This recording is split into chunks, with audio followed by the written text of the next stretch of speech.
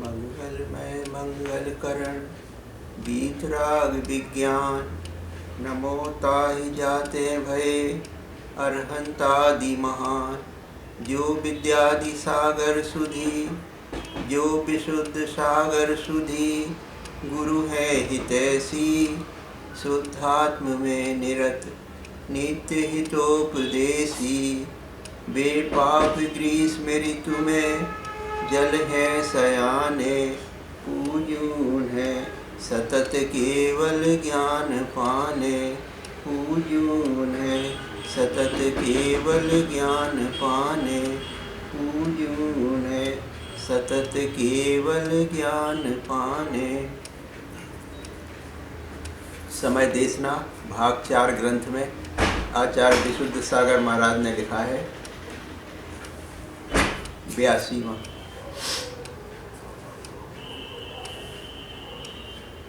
जो अखंड ध्रुव चैतन्य पिंड में लीन है वह योगी है। साधु शब्द उथला है, योगी शब्द गहरा है। जो साधना कर रहे हैं, साधना में लीन है, वह साधु हैं। जो निज में निज को जोड़ चुके हैं उनका नाम योगी है। साधु व्यवहार क्रिया में लीन है तब भी साधु हैं। पंचाचार पालन मूलोत्तर गुणों के पालन में भी साधु हैं। परंतु योगी अपरमियो जो परम ध्यान में लीन है।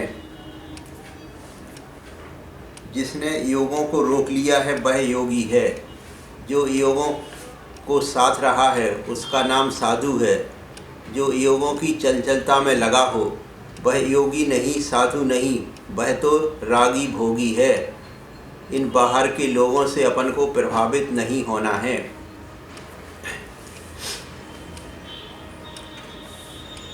यहाँ उस योगी की चर्चा कर रहे हैं जो कर्म पिंडों के बीच होकर भी कर्म को निज धर्म नहीं मान रहा है। साता सुख दिला रही है, असाता दुख दिला रही है, परंतु साता असाता को भी जो सुखरूप दुखरूप नहीं मान रहे हैं। जिस योगी की परिभाषा समयसार ग्रंथ में है वह योगी कौन है? जिसने संपूर्ण चिंतनों को समाप्त कर दिया है, जाप करना तप करना छोड़ दिया है, जाप चिंतन और दुष्चेष्टा भी नहीं करता हो। माँ छिट्ठह माँ जंपह माँ चिंतह किंची जैण होई थिरो। अप्पा अपरमिव रयो इण में परम हवे झाड़म। बृहद द्रव्य संग्रह।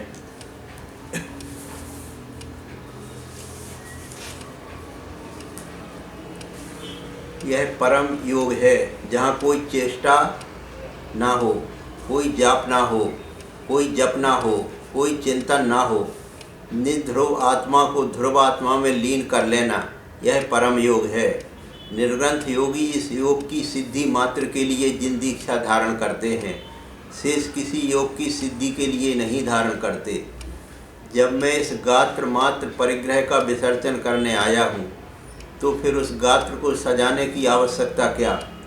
ज्ञानी पर की देह को देखे सो व्यभिचारी लोक प्रसिद्ध है, परंतु निज की देह को देखे सो व्यभिचारी है, समयसार सिद्ध है। जो पर को निहारता है वह परदृष्टि है। कर्म व नो कर्म निज धर्म नहीं। दर्पण में वही देखता है जो व्यभिचारी होता है, क्योंकि दर्पण में देखेगा किसे? जो चर्मकार होगा वही दर्पण को देखेगा। ब्रह्मचारी तो कभी दर्पण को देख नहीं सकता, क्योंकि ब्रह्मचारी ब्रह्म को देखेगा कि दर्पण में चर्म को देखेगा। इतना समय उसके पास कहाँ है? जिसने सील को स्वीकार कर लिया है वह शरीर को क्या देखेगा? आँख खोलकर इसे देखे वह व्यभिचारी है, और आँख बंद करके इसके अंदर बैठे देही को देखे वह ब्रह्मचारी है। आज से शरीर से राग छोड़ना शुरू कर देना। सबसे खोटा कोई राग है तो देह का राग है।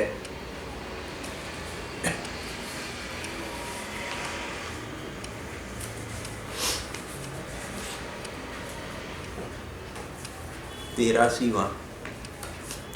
मुनि मन अलौकिकी वृत्ति। उन मुनीश्वरों की अलौकिक वृत्ति है जो एकांत में निवास करते हैं।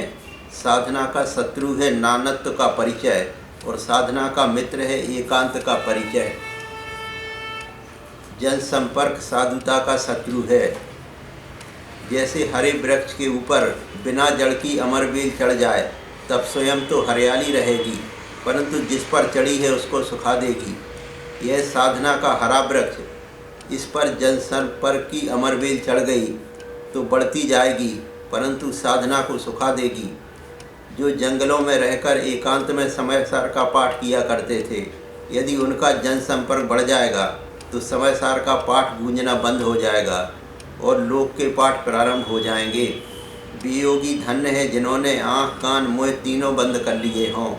यहाँ बैठकर हम अंतःकरण के योगी को समझ रहे हैं। आँखों के योगी तो मूलाचार में सर्वत्र मिल जाते हैं, परंतु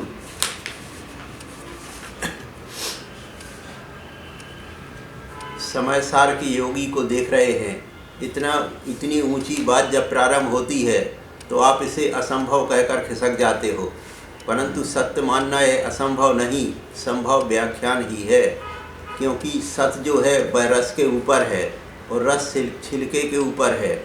अरे भाई, जितना फल होता है उतना रस नहीं निकलता, कितना सारा छिलका निकलता है, और सत्य तो रस से भी कम निकलता है।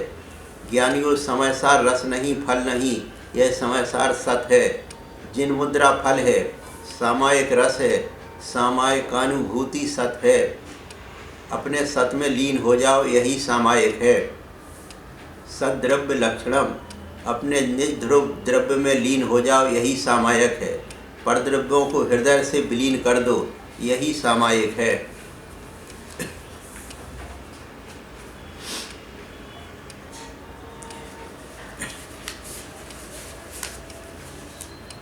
मिथ्या दर्शन रूप परिणामों को मोह कहते हैं तथा चारित्र मोह जनित कसाय भावों को क्षोभ कहते हैं, और मोह व क्षोभ रहित आत्म परिणामों को साम्य भाव अथवा सामायिक कहते हैं।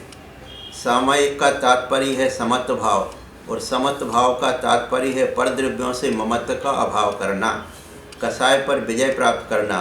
कसायों पर विजय प्राप्त करने के लिए सामायिक की साधना की जाती है। सामायिक पर ही आगे की पूरी साधना निर्भर है। जब तक अंतर में सामायिक प्रवेश नहीं करती है तब तक संपूर्ण क्रियाएं अधूरी हैं। निजानंद का साधन तो सामायिक ही है। यदि निज अशरीरी भगवान आत्मा को देखना है तो अपने परिणामों को स्थिर करके सामायिक करो। यदि कोई उत्कृष्ट मार्ग है तो वह सामायिक है, बिना सामायिक के कुछ होता ही नहीं। अतः सभी को सामायिक के निमित्त अनुकूल द्रव्य क्षेत्र काल भाव मिलाना चाहिए व प्रतिकूल द्रव्य क्षेत्र काल भाव से बचना चाहिए। जिसकी सामायिक प्रबल होगी उसका चारित्र निश्चित ही निर्दोष होगा। सामायिक करने से पापाश्रय रुकता है, साथ ही से पुण्य बंद होता है व क्रमशः कर्मों की निर्जरा होती है।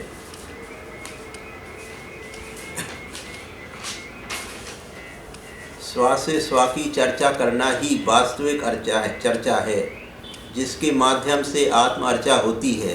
इसी आत्म अर्चा एवं चर्चा के काल का नाम ही सामायिक है।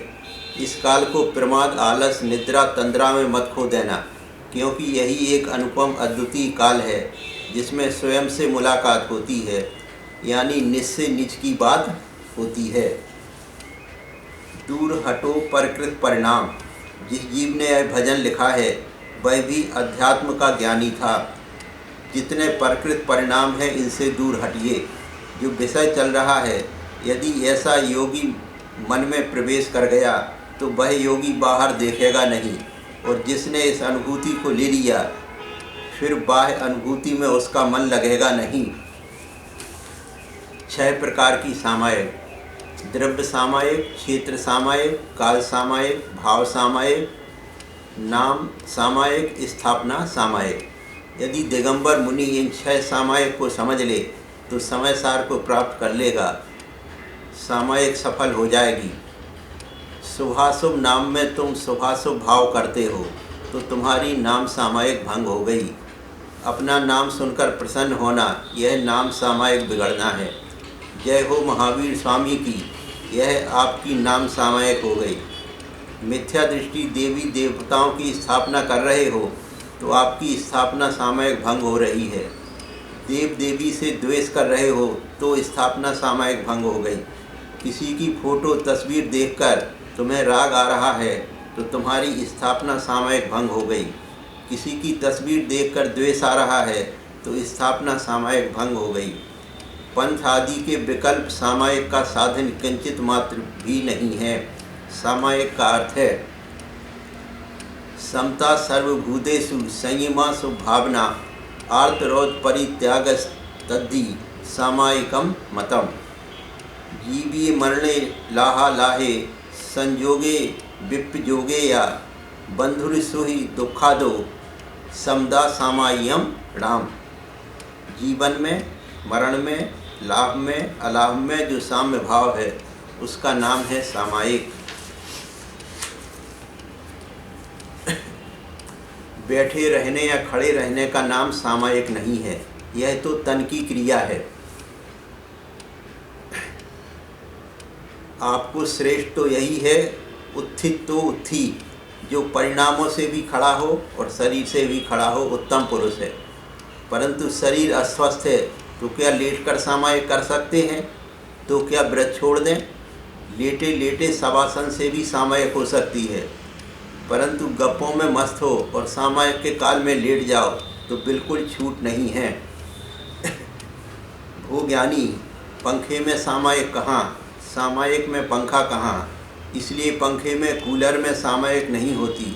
समता रखिए, सामायिक करने बैठा और यह कहा था कि समस्त साबद्ध विरतोस्मी, अर्थात इधर 5 पापों का त्याग करके बैठा, उधर पंखा चल रहा है, चिड़िया आदि जीव कट रहे हैं, अहो स्पर्शन इंद्री का भोग कर रहा है, वायु कायिक जीवों का घात हो रहा है।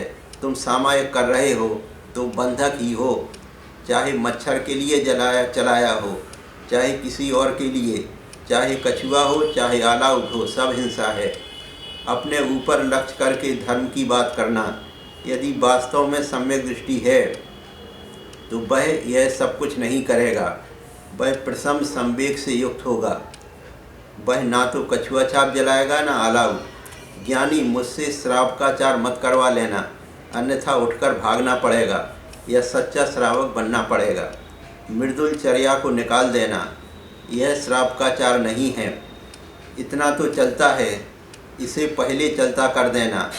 किसी जीव विशेष को लक्ष्य मत बनाना, अपने आप को स्वयं को देखना। सामायिक के 5 अतिचार हैं।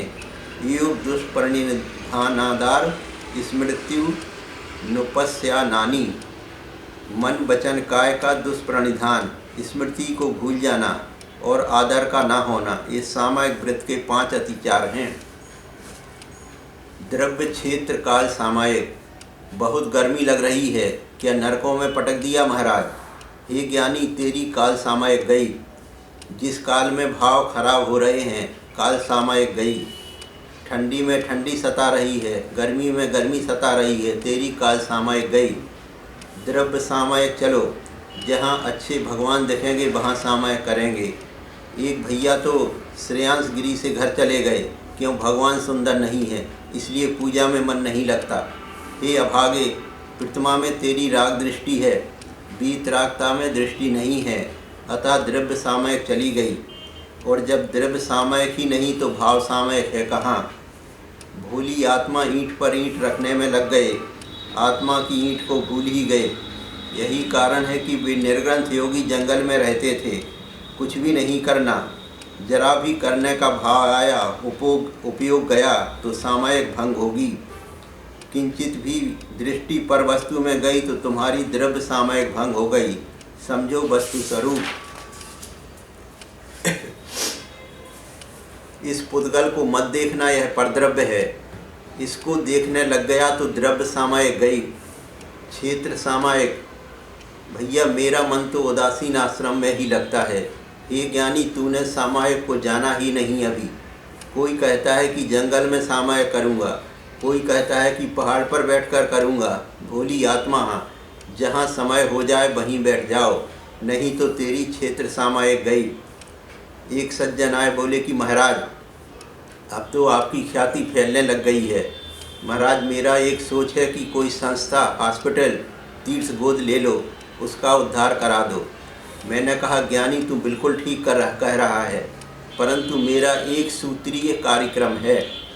भाई, ऐसा है कि मैं तो अपनी आत्मा को तीर्थ बनाने के लिए निकल पड़ा हूँ। वह तीर्थ बन जाएगी तो फिर तीर्थ बनते रहेंगे, हमें बनाना नहीं पड़ेगा। तो वह उठकर चला गया। ज्ञानी, जिस दिन कोई अन्य तीर्थ हाथ में ले लूँगा तो फिर निज का तीर्थ हाथ से छूट जाएगा, क्योंकि कोई भी काम लो विकल्प तो आते हैं। अभी मैं किसी से कुछ भी कह लेता हूँ, फिर अलग से बिठाकर हाथ जोड़ना पड़ेंगे, भैया कुछ कर। अरे भैया, मुझसे नहीं हो सकता। तुम हाथ में ग्रास रख सकते हो तो रखो, परंतु हम तुम्हारे यहाँ हाथ जोड़ने नहीं जा सकते। यह अयाचक वृत्ति है। हाँ, श्रावकों को धर्म तीर्थ की रचना भी करना चाहिए। श्रावकों का कार्य है कि तीर्थ निर्माण करें, क्योंकि जब धर्म तीर्थ की रक्षा होगी तभी निश्चय तीर्थ की रक्षा होगी। आज के नए तीर्थ ही भविष्य के पुराने तीर्थ बनेंगे। परिणामों की विशुद्धि होना भाव सामायिक है। यदि परिणामों में किंचित विकार आ रहा है तो भाव सामायिक नहीं है। विशुद्धि स्थान को बढ़ाना, संक्लेश स्थान को घटाना, यही सामायिक जिसके अंदर प्रवेश कर गई वह वस्तु स्वरूप को देखेगा, वह पर में प्रवेश नहीं कर पाएगा।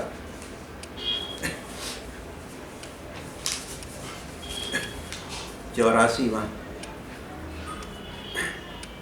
चैतन्य में धातु का पिंड हूँ। मैं चैतन्य धातु का पिंड हूँ। मेरी चैतन्य धातु का परिणमन ही मेरा अद्वैत भाव है। द्वय क्रिया भाव मेरी आत्मा का धर्म नहीं है। जब मेरा धातु चैतन्य मात्र है तो पर धातु खिर जाए या बिखर जाए तो फिर आँखों में आंसू क्यों? मेरा चैतन्य धातु कभी टूटता बिखरता नहीं है। जो टूटता बिखरता है पूर्ण गलन वह पुद्गल मात्र का स्वभाव है। मेरे चैतन्य धातु का स्वभाव पूर्ण गलन नहीं होता। ऐसा परम योग में बैठा योगी चैतन्य धातुमय है। पहुँच जाइए उस योगी के पास पुनः जो चैतन्य धातु में लीन हो रहा है। किसी ने उठाकर वज्रपात कर दिया, सप्त धातु बिखर गया, परंतु चैतन्य पिंड धातु अखंड ही रहा। उठाकर पटक दिया सागर में, सप्त धातु पिंड डूब गया, परंतु चैतन्य धातु ऊपर ही गया। सुनो, इस बात का ज्ञान जैन कुल में जन्म लेते ही हो जाना चाहिए। बेटा, तू सप्त धातु का पिंड नहीं है। जो शरीर तेरा सुंदर दिखाई दे रहा है यह सप्त धातु का पिंड है। इसकी उत्पत्ति का जो बीज है वह रजबीर मल ही है, फिर भी मुमुक्षु लीन है उसमें। आज समझो, भीतर के समय सार को समझो। मलयोनी बल बीज में तू अपने चित्त को मलिन मत कर। हे योगीश्वर, धरती के देवता, मलयोनी बल बीज के रहकर भी आप चैतन्य धातु का उपयोग कर रहे हो। तुम्हारे बीच में कितने प्रकार के बाहर के द्रव्य आ रहे हैं, परंतु आप ऐसे हो जैसे कोई समुद्र का तैराक भुजबली समुद्र को पार कर जाता है। आपके बीच में भावों के कितने सवाल आ रहे हैं, अवरोध आ रहे हैं, फिर भी आप चले जा रहे हो चैतन्य धातु का आलम्बन लेकर। श्यालिनी शरीर भक रही है, परंतु वे चैतन्य रस रसायन के भोक्ता चिंतन कर रहे हैं कि तू भक भी क्या रही है। मलयोनी मल बीज। हे सुकुमार स्वामी, श्यालिनी भक रही है, पर आप कह रहे हैं कि हे श्यालिनी, तू मलयोनी को खा रही है। चैतन्य धातु से निर्मित मेरी आत्मा को तू छू भी नहीं पाएगी। लोग की आंखें कह रही थीं कि सुकुमार को श्यालिनी खा गई, परंतु वे कह रहे थे कि मलयोनी मल बीज को खाई गई, चैतन्य धातु को छोड़ गई। अरे तूने नया क्या काम किया? जिसे छोड़ने तो मैं बैठा ही था। मेरा योगी बनने का उद्देश्य भी यही था कि मलयोनी मल बीज के पिंड से रहित हो जाऊं। एकत्व विभक्त स्वरूपो हम, पृथकत्व स्वरूपो हम। मैं तो एकत्व विभक्त स्वरूप हूँ। हे भगवान, शांति की श्वास और कथनी की अनुभूति प्रवेश कर जाए, बस यही परम समय सार है। मलयोनी मल बीज से निर्मत भाव आ जाए, भिन्नत्व भाव आ जाए, उसका नाम योगी है। तू यही मानकर चलना कि मेरा शरीर भी मलयोनी मल बीज है, और जिससे राग हो प्रीति हो उसके लिए भी यही सोचना कि मलयोनी मल बीज है। कहीं किसी के शरीर को देखकर विकार आ जाए तो सोचना कि मलयोनी मल बीज है। ज्ञानी, तू तो चिद्रूप देवता है, पुद्गल पिंड पर दृष्टि क्यों? जब तक मोह राग द्वेष की तीव्रता होती है तब कुछ सूझता नहीं है, अतः पर की पर्यायों के राग का त्याग कर दो।